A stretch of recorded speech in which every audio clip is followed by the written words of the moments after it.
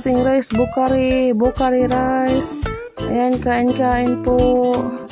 Ayan ang ating basmati. Kailangan basmati rice, ating ghee na pinipure natin. Ayan, takpan natin sandali. Ang ating chicken natin, cook na po siya. Ayan, dito serve na po rin po siya. Kain po tayo.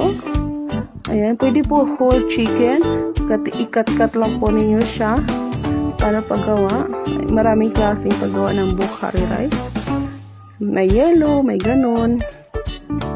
Ayan, kain po. Ayan po siya. Kain. Ayan, ito natin bukari rice. Okay na po siya. Kain po kayo.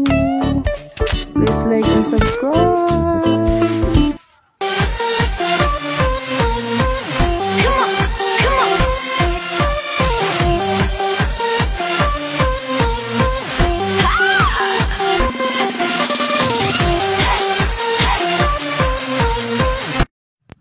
Hi guys, welcome back to our channel. Now today is Wednesday. Gagawa po tayo, hindi pala Wednesday, Tuesday pa pala ngayon. Tuesday. So gagawa po ko ng bukari. Ipapakita ko sa inyo kung paano gumawa ng bukari. Bukari is Arabic food po talaga. It's Arabic food. Ito po yung mga pagkain na dito na may mga kanin siya na may manok na spices, yun ang pinaka ulam nila. So, magluluto po ako ng bukari. So, papakita ko sa inyo kung paano gumawa ng bukari. So, ayusin ko lang yung camera ko kasi ang aking tripod na hindi ko alam kung paano nangyari, paano gawin. Wonder ng pagka-ignorante ko kasi nabili ko maliit lang siya. So, akala ko naman, malaki, matangkad siya. So, yun pala, maliit lang pala siya. So, ayusin ko yung camera natin. Ayan, ayos ko na po siya. So, ngayon po, magluluto po ako ng bukari. Kasi nung nakaraan nagkabsa ako, hindi ko nag-film. Kasi may film naman ako dang sa kabsa. So, ngayon, bukari ang ating gagawin. So, simple lang naman, napakadali nilang naman gawin siya. Tsaka, yung mga spices nila, yun na naguguluhan. Nung bago pa lang ako, naguguluhan ako sa mga spices nila. Pero ngayon, medyo natagal-tagalan na. So, sanay na ako sa mga spices. Sanay na rin ako kumain ng Arabic food kasi no choice tayo. Kasi, kapag bumili ako ng pagkain ko, sarili kong pagkain, mahal, na mamahalan ako. Kasi pag naglabas ako ng sarili kong pera, tawag nito, kinikwenta ko kasi. Sabi ko, sa Pilipinas to, kunwari, 10 real. So, sabi ko, sa Pilipinas to, 100 mahigit na to, ganon. Ganon ako, 100 mahigit na to, sabi ko, ganon. Pangbaga, nasasayangan ako sa pera na maglabas. Kaya, nasanay na ako kumain ng mga bukari, kabsa, biryani, ano pa ba? Basta mga ganon, makluba. Makluba, wala pa akong, video. So, magbibideo tayo na makluba din. At saka, mabjuice. Tawag na, mahirap i-pronunciation. So, ngayon, i-film ko yung bukari ko, paano gawin ang bukari. So, bukari, ang alam ko from India yan na pagkain. Yung ginaya lang nila. Pero, it's a yellow food. Depende na sa inyo kung lagyan yung ng food coloring, mga saffron, ganon. So, ngayon, gagawin natin yan. At, yun po ang ating gagawin sa oras na ito. So, tambay lang kayo dyan. Huwag po kayong kukurap. So, at bago pong ang lahat, huwag po nyo pagkaligtaan na mag-like, mag-share, mag-subscribe, and click the notification bell. Kung bago po kayo, kung hindi pa kayo nakasubscribe, subscribe na po kayo. Huwag po ninyo i-miss, huwag po ninyo kaligtaan para sa ating upcoming video na ating gagawin para masabaybayan pa ninyo ang ating mga video, diba, mga ganun-ganon. So, please click the notification bell and click the button, and don't forget to share and comment below the description box. So, this is Badiday. Welcome. And now, mag-start na po tayo sa ating gagawin. Let's start. Huwag po ninyo kaligtaan bago ang lahat. So, sa mga bago dyan, welcome back. Welcome po kayo sa aking channel. So, ngayon, let's start. Ang ating ingredients, bay leaf, laurel, cinnamon seeds, cloves, cinnamon stick, black cardamom, black pepper whole. Ayan po ang ating mga ingredients. Black pepper. Ayan. At ang ating bokari masala. Ayan, ating bokari sibuyas or onion. Ayan. Carrots grated. Raisins. Sabay-sabay natin paggisa yan ng oil mamaya. Ayan.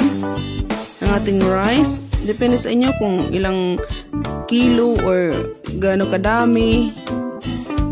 Ating basmati rice. Kailangan basmati rice. Yan. Lulutuin natin. Half cook yan siya.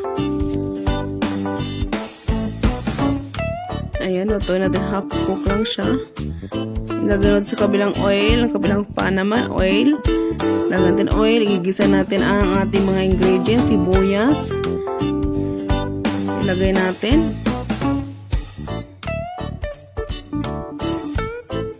Once na lagay po natin ang rice sa kabila din. Ilagay ito ng masala.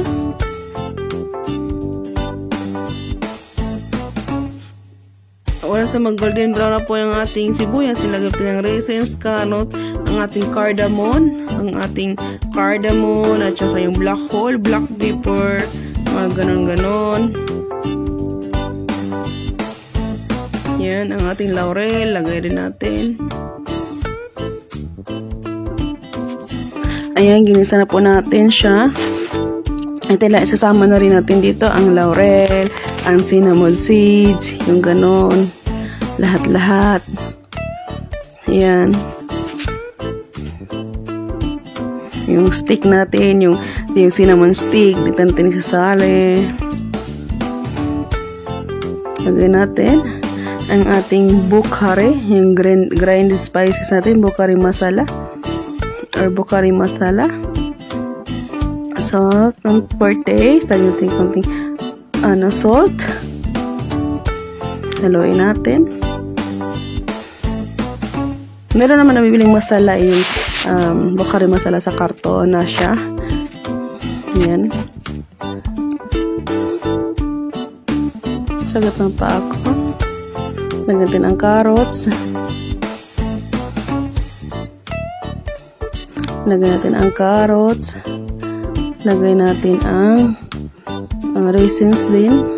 Nandiyan na rin siya. Ayan. Igisa lang po natin siya. Isusot lang po natin siya. Halo-halo. Halo-halo pag may time. Time.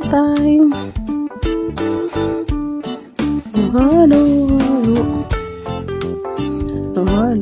Tapos nagpakulo na po tayo ng bigas natin, itong basmati rice. Ayan. Lagyan natin ng salt. Ang ating boneless chicken. Ayan, lagyan po natin ng bokari masala din. Ayan, teaspoon. Half teaspoon po siya. Half teaspoon. At ang ating red chili powder at ang ating turmeric powder. Sasali na rin natin dyan pang timpla natin. Ang ating mga lamas, red chili powder. 1 teaspoon ng ating red chili powder. Nigasan ko yung manok sa suka para mawala yung langsa niya. Yan ang ating masala. Tandoori masala. Lagyan natin ng tandoori masala. Ayan. At ang ating garlic and ginger paste. Ayan po siya. Halo-haloin natin. Pwede natin siya, i-marinate natin siya ng overnight or half an hour or 1 hour. Depende sa inyo kung anong oras. Pero ako, overnight po yan. At ni-require po natin ang oil. I-fry po natin siya sa oil.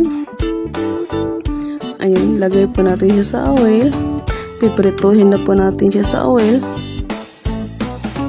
Ayan. Prito natin ang oil. Oil.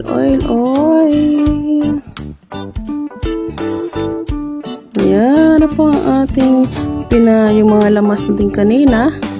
Ang ating mga nilagay natin lamas. Gigisa-gisa natin siya.